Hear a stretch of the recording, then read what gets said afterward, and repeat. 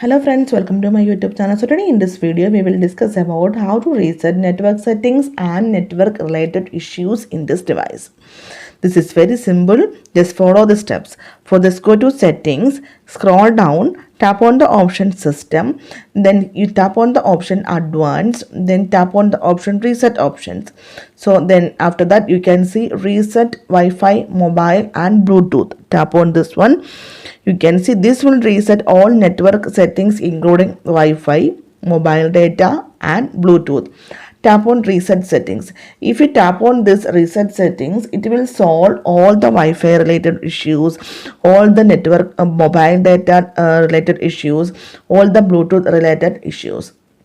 Okay, so to fix the network related issues in this device, again tap on reset settings.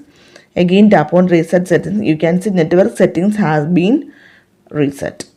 So simply in this way you can reset the network settings and network related issues in this device. Thank you for watching. Thank you. Bye bye.